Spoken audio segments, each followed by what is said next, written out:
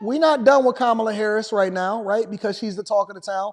And we got to have a conversation. So one of the things that I've always stood on is, and I've been talking about this literally for years because I've been at the forefront of the movement of covering the migrant crisis, where everybody else was distracted by Cardi B and what was going on with George Floyd and all of that. I was looking and I said, you know what?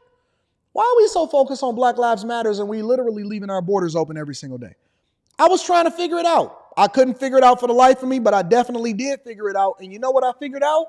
Is that they were intentionally leaving the borders open, so much so that they decided that they wanted to sue Texas. They sued Texas because Texas was trying to prevent illegal immigration into the country. And what we found out is that not only was the Biden administration complicit in illegal activities at our border, but they want us to forget that she was the border czar. They want us to forget that they were sitting there with masks on, like bang. Oh, you think darkness is your ally? Ha! I was born in the dark, raised by it, molded by it. By the time that I was a man, I didn't even know what it was. They want us to believe, oh, you've become weak. Yeah, a great man. I like the way that you fight with much vigor, but you've lost something. They want us to believe that as they were sitting there with Bane masks on, these mask mandates that they had us in order to make sure that they controlled how you was voting in the state. Yes, I remember. And they sat there with those masks on, even though Biden just got the bid the other day and he was in a Latino Mexican restaurant giving COVID to everybody. They say he had COVID, and so he had to go back to Delaware. They say he had COVID, so he had to go back to Delaware. But Biden was over there kissing babies, shaking hands, giving out the bid, if he really even had it. And then they said he had to go in quarantine. Okay, all right, but they were sitting there with their big mask on. Oh, yeah, you think darkness is your ally. Yeah, I was molded by it, shaped by it. Okay, all right. So let's go into it because they want us to erase history and they're trying to convince us that she wasn't in charge of the border as the borders are. The political left is now trying to argue that Vice President Kamala Harris was never actually the border czar. You may remember President Biden formally put her in charge of immigration in March of 2021. I've asked her, the VP today, because she's the most qualified person to do it, to lead our efforts with Mexico and the Northern Triangle and the countries that help. We're going to need help in stemming the movement of so many folks stemming the migration to our southern border. Hey, Darius, listen, sir. Listen, we've seen your message every single time. You don't have to spam the chat, all right? We are not going to censor people that have a difference of opinion than us. We've seen it, big dog. You don't have to spam the chat. So get off your thoughts, contribute into the platform like everybody else. We know that you've subscribed, so you have the ability to be able to chat. But you don't have to spam the chat with all caps, all right? What we like to do is we like to make sure that we have deep conversations, and we think that the chat is a great part of the show. So you don't have to spam, all right? If you spam, then they're going to have to time out what you're saying so that we can get some control inside of the chat room, because I don't want to slow the chat down. We got thousands of people. It's over 2,200 people inside of this on YouTube alone. And so you don't want to spam the chat. Get your thoughts off, type coherently, and stop putting it in all caps. We've seen it, big dog. But they want to act like that Biden didn't task her with being the border czar and controlling and supposedly stemming the illegal immigration into this country. But we know that YouTube is forever and these clips is forever. And so whereas 30 years ago, you didn't have the ability to go and reference these clips, now we can pull up this stuff and we can have a conversation about exactly what her record is on the important issues and the things that's most meaningful to us. Let's talk about it. Now it seems the left wants to erase that, like magic, from everyone's memory. New liberal media headlines claim Kamala Harris was never by... Moderators, if people disagree with me, have a long leash. Do not censor them. Don't time them out. Don't tell them that they can't say what they want to say. We do not operate in an echo chamber. We believe in free speech over here. As long as it's not crazily disrespectful, let them rock out. But if they keep spamming the chat, then make sure we get some control of that, all right? But do not censor people. Do not ban them. Do not time them out. Let the people have their own opinions inside of the chat. They are a part of this conversation too. We don't censor people over here that disagree with us. Biden's border czar. She was never in charge, even suggesting that the border czar title was something made up by Republicans. And Harris's left-wing allies are desperately trying to defend her poor immigration record. Let's remember together. She assumed the role that Vice President Biden had during the Obama administration, which is diplomacy with Central America. She is not the border czar. To the extent there's anybody who's a border czar, it's the Secretary of Homeland Security. Number one, Harris was put in charge, as you said earlier, of combating the roots of immigration. She was not and is not the border czar. Do you think Kamala Harris did a good job as the border czar? I don't know that she was a border czar. Was she a border czar?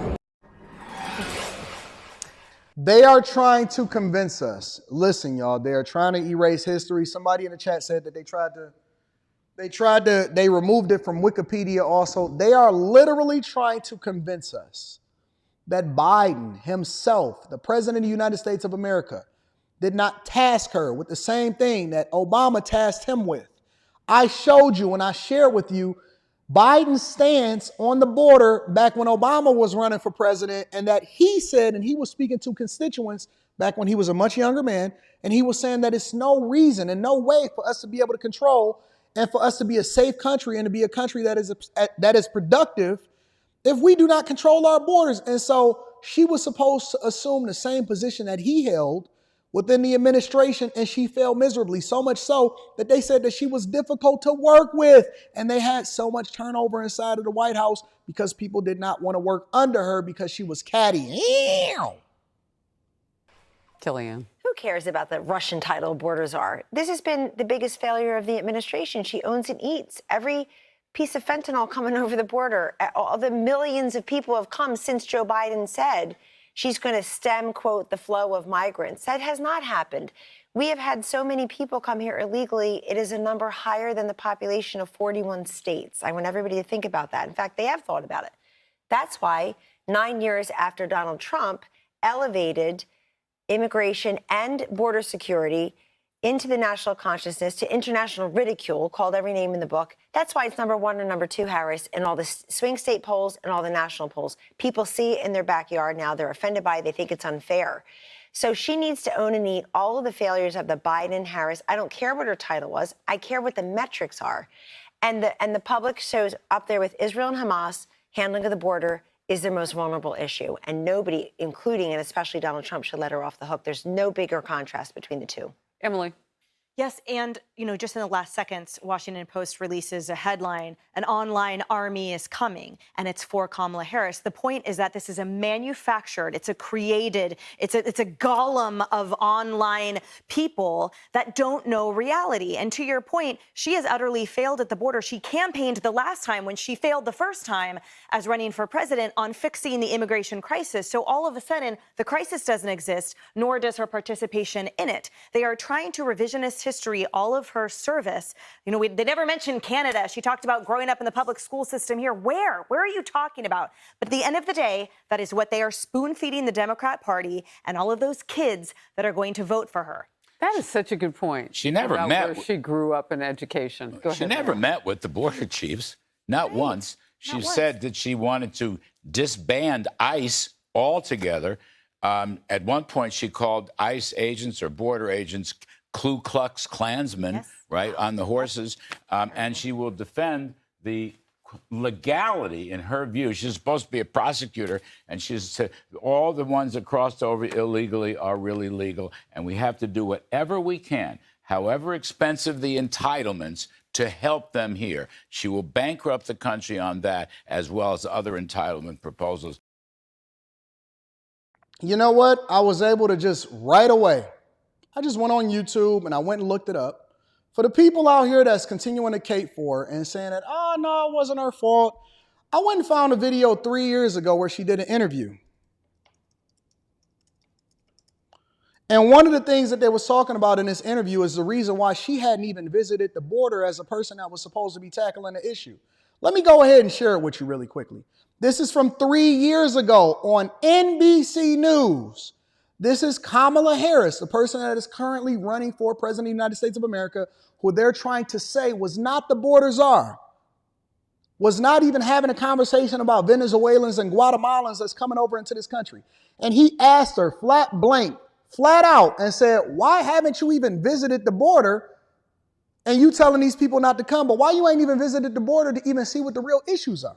He asked her. This is from 3 years ago, 2021, back when Biden had appointed her the border czar, and they're trying to act like, and I just showed y'all the clips where Democrats is trying to act like, oh, she was never supposed to be doing anything with regard to the border.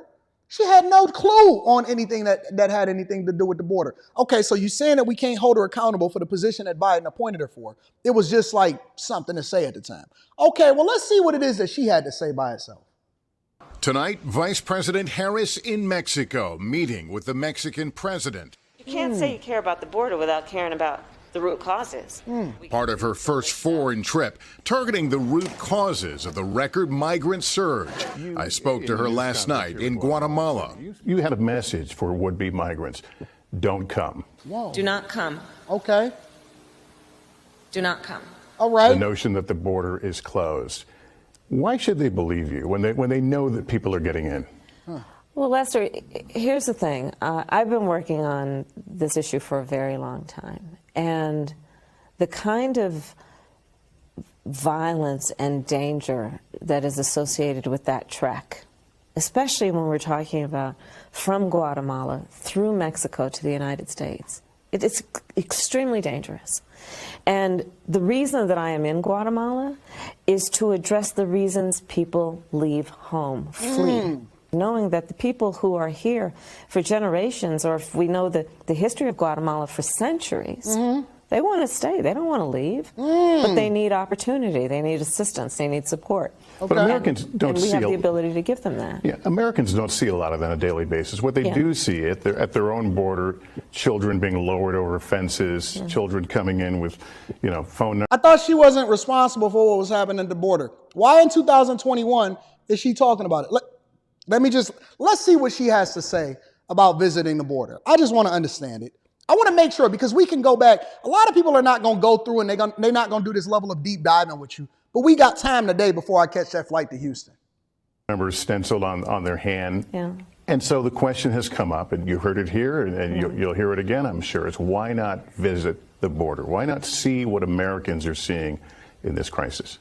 Why not? He asked her flat out blank. Listen, you've been in office since 2020 election, November. This is late in 2021. You've been appointed to border czar. Oh, you didn't think that she was appointed to border czar? Okay, let me see something. I wound up going back and deep diving a little bit further when Biden first got appointed President of the United States of America. And I wanted to understand if he really did appoint her border czar. Let's see. Today I have two announcements to make. One is we've got ourselves a secretary. Javier, welcome. Thank you. Thanks for being willing to do this. Thank you. I really appreciate it. And, okay, Biden. Also today, I said when we became a team and got elected that the vice president's going to be the last person in the room. She didn't realize that means she gets every assignment. But the vice president and I and all of us here have been working very hard to pass the legislation that is going to beat this virus, as well as get people back to work and change their prospects. Okay. And so she's traveling all over the country working that. In addition to that, there's about 5 other major things she's handling, but I've asked her, the VP today, because she's the most qualified person to do it, to lead our efforts with Mexico and the Northern Triangle and the countries that help. We're going to need help in stemming the movement of so many folks stemming the migration to our southern border. And, you know, back when I was vice president, I got a similar assignment, but one of the things we did was we made sure that we got a bipartisan agreement with Democrats and Republicans to provide over $700 million to the countries in the Northern Triangle to determine the best way to keep people from coming is keep them from wanting to leave. So you gave, during the time that y'all was in office, you and Obama was largely considered, I mean, one of the toughest people on immigration into this country. They was mad at him for having children in cages and everything. So y'all gave other countries $700 million to solve for the root issues of why people were coming into the country in the first place, as well as deporting immigrants that are here illegal. And you tasked Kamala Harris with a similar task to do the same thing. So he's championing his record. He's the person that's given her the blueprint of how him and Obama was the ones that got more illegals deported out of this country than any president before them. And he's tasking her with this same thing. Hey, man, keep our border safe. Don't let a whole bunch of immigration come into this country. Okay, cool. We with you, Biden. Let's get it. And the reason why so many people were leaving, we learned, was that not only gang violence and trafficking cartels, but natural disasters, hurricanes, floods, earthquakes. And so it's not like someone sits around Let me speak handing a table somewhere in Guatemala and says, I got a great idea, let's sell everything we have, give the money to a coyote, have them take our kids or us to the border of America, take us across, leave us in the desert, we don't speak the language. Won't that be fun? That's exactly what they did. Except for now we got classes to teach them English and how it is that we prepare our food inside of our restaurants. The ways we learned is that if you deal with the problems in country, it benefits everyone. It benefits us, it benefits the people, it grows the economies there. Unfortunately, the last administration eliminated that funding, did not engage in it, did not use it, even though there was over $700 million to help get this. And it's so funny because at every turn, and what Biden said is the minute that he got into office that he wouldn't build another ounce of border wall, and then he got on here and he admitted that they had did the very thing that they tried to prevent Trump from doing, and they didn't give him any funding whatsoever to continue to give Homeland Security the tools that they need in order to be able to keep out people out of this country. But let's continue. We're reinstituting that program. And there are, as I said, there are many factors as to why people leave in the first place. But this is the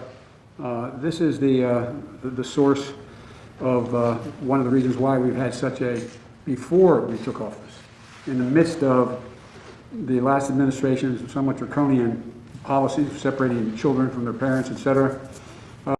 You mean what Obama did that Trump then carried forward as far as making sure that he stemmed the illegal immigration into this country? Don't worry about it. We gonna get there. We got time. Today is Friday. What happened was that we found that there were a serious spike in the number of people heading to the southern border, even in the midst of that. So you knew. And as Alejandro can tell you, is that was because there were serious natural disasters that occurred in those countries. They were coming north, and we did nothing to do much about it. Okay. So this new surge we're dealing with now started with the last administration, but it's our responsibility to deal with it humanely and to stop what's happening.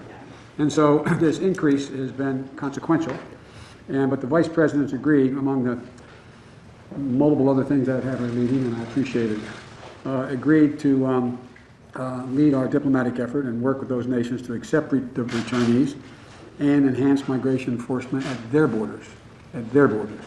We're already talking with Mexico about that. She's already done that. We're going to be dealing with a full team now that we have to be able to deal with the problem here at home, but also to deal with it now in terms of in country. And I can think of nobody who's better qualified to do this than this is a woman who ran the second largest Attorney General's office in America after the United States Attorney General in the state of California, and has done a great deal upholding human rights, but also fighting organized crime in the process. So it's not her full responsibility and job, but she's leading the effort, because I think the best thing to do is to put someone who, when he or she speaks, they don't have to wonder about, is that where the president is?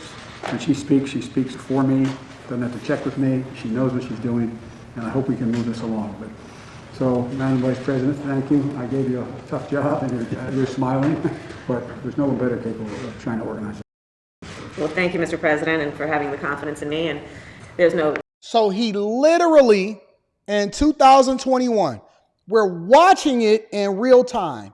They recorded the conversation, they put it out there in order to promote it.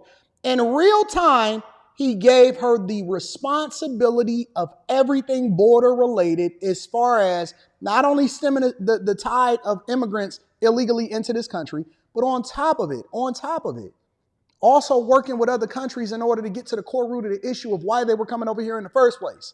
So if we're saying, and he said, it is our responsibility, she speaks for me, and she is handling everything border related. They said that to your face in 2021. How soon you forget?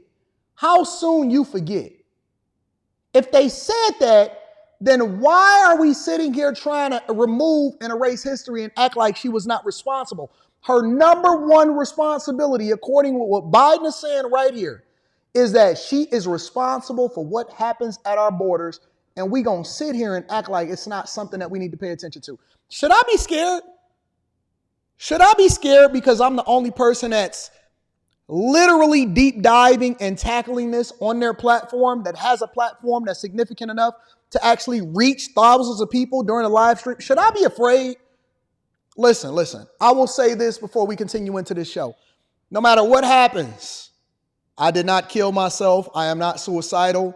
I do not believe myself to be anything other than a person that is in their right mind. I'm happy. I'm married. I love my wife. I love my daughter. I do not in any way, shape, or form. I am not suicidal, and I do not want to hurt myself, and I am not participating in any illegal activity that would then lead you to believe that I am not a source of truth when it comes to having these conversations. I am not in any way, shape, and form feeling some type of way to where I feel like I need to take my own life. I want to hear what Madam Bordazar has to say.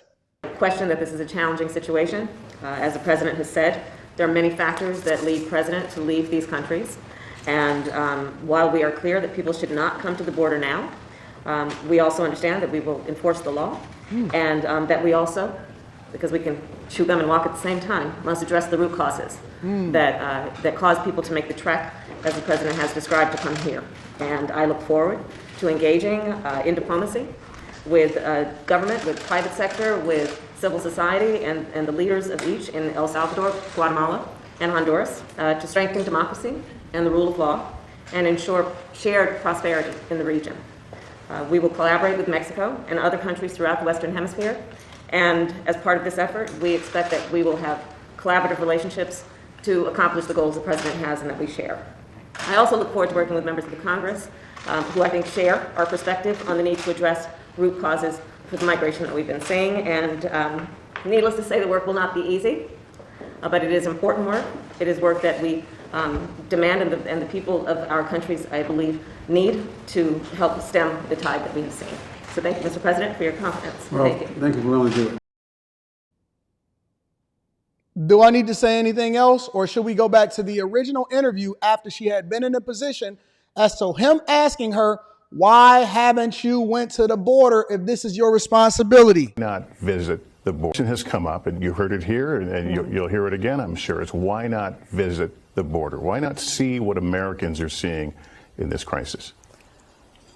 Well, we are going to the border. We have to deal with what's happening at the border. There's no question about that. That's not a debatable point. But we have to understand that there's a reason people are arriving at our border, and ask what is that reason, and then identify the problem so we can fix it. What do you tell a Guatemalan family who heard you say don't come, but you know they're facing the end? There's poverty, there's disease, all these things happening at once. You tell them don't come? We don't want, listen, I don't think that Americans want people to be exposed to harm if they can avoid it. They're taking the trek from the place that they know that they want to stay. So I'm here in Guatemala to say, what can we do to support people and to give them a sense of hope that help is on the way. The administration looking to inject billions of dollars in aid to this region to help reduce that migrant surge. In April, nearly 180. Listen, y'all.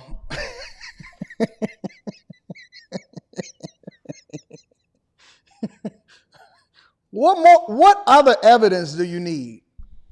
I didn't just say it out of my mouth in order to explain it. I just broke it down from a C student's perspective. She said, I don't think Americans want migrants to get hurt. No. Some of those very migrants was over here kicking ass, taking names, robbing people in New York, taking young girls' lives down in Tennessee. What are you talking about? What are you talking about? I don't think Americans want migrants to get hurt on their trek over here. No, we don't want them inside of our country illegally in the first place. We don't want people illegally crossing into our borders in the first place. That's what we don't want. You don't have to think what we want. I'm telling you, we're telling you, when y'all sued Texas and said, keep y'all borders open, Texas Governor Greg Abbott said, not on my watch. And not only that, but the people that got over here, they going to Chicago, they going to Boston, they going to LA, they going to Denver, they going to New York. They're going to go to all of the sanctuary cities. And Eric Adams was sitting there as they was getting off the bus saying, Hercules, Hercules, Hercules. Am I off or am I on? Am I off or am I on? Meanwhile, we now got like between 15 and 20 million migrants since they've taken office. 15 to 20 million migrants since they've taken office that have illegally crossed over into the United States of America. And not only that, they had TikToks showing you exactly where it is that they can come in. And we did absolutely positively nothing about it. Now we've allocated monies to the tune of billions of your dollars to house them, clothe them, feed them, make sure that they get American classes, to give them health care coverage. And the only thing that they knew to say was, I want to go to Chicago, I want to go to New York, I want to go to Denver, I want to go to California.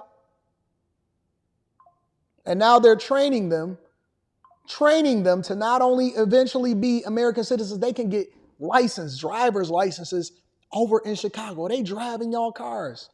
My daughter, 16 years old, just got her license earlier this year. She had to take drivers 1, drivers 2, drivers 3, then go and drive around with the parents on a regular basis, get tracked by the app and all of this, and they can apply for a driver's license. And they come from places that don't even have the steering wheel on the same side of the car as here over in America. Get the fuck out of here, bro. Get out of here with that, bro. I'm not going for it. I'm not going. You not going to sit here and tell me and sell me this bag of goods like it makes sense. It don't. Never have. Never will. 100%. I remember, see, we over here on the Millionaire Morning Show, a lot of y'all are new. Make sure y'all subscribe to the channel, turn on your notifications, and then subscribe to the Anton Daniels channel and all of my social media platforms that's in the description of this video. We've been covering this for years. I was looking at them hiding migrants inside of the Boston airport in order to try to prevent y'all from seeing what was really happening. I seen it. The Atlanta airport that had secret rooms that they was having migrants in that you had to go through TSA and do the body scan. And they looking at your little penis right there. You had to go through the body scan. Grandma had to go through a special interest because she had a metal hip. And they had migrants secretly inside of a back room that they had discovered, and they told y'all to erase that from the fucking internet. If I'm lying, I'm flying. Am I off or am I on? I seen all of these. Listen, every single time I go down to Miami, every time I go to New York and I order DoorDash, I get a person that's delivering my gig worker stuff that don't even speak English. Don't even speak English. I'd had a man that pulled up to me, and I told y'all this story before. I had a man that pulled up to me when I went up to Somerset Mall out here in Michigan to go shopping with my wife. He said, man, that's a nice 96 Impala that you got. I said, man, thank you. We wound up getting into a conversation. He said, listen, you build houses? I said, yeah, I build houses. We got into a long conversation about what we was doing. And he said, man, I got a group of migrants that can come over there and work for us. You just let me know. I got the construction company. I'm running out here. I got a group of Venezuelans that can come over. I said, I can't do it. I can't do it. I got to pay my unions, the people that live in my community, the excavators, the framers. I got to pray. I can't go and get Emmanuel in them. I can't go and get Jesus. When I look at his name on paper, it say Jesus. And then every single time they want you to continue to pay them in cash. I can't write that off. That's not a business expense. Me giving you cash is not a business expense, sir. I need to make sure that y'all paying taxes. That's just me. That's just my experience. In particular, maybe y'all got a little bit different of experience. Maybe you want to become a passport bro and you saying, listen, I don't really want to travel overseas to go to get my girl.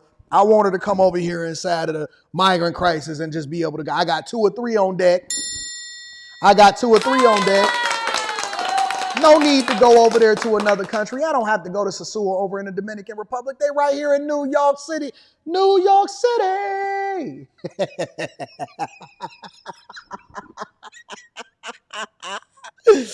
Oh, let me read these super chats and we're going to continue over with the show. Listen, I'm sorry.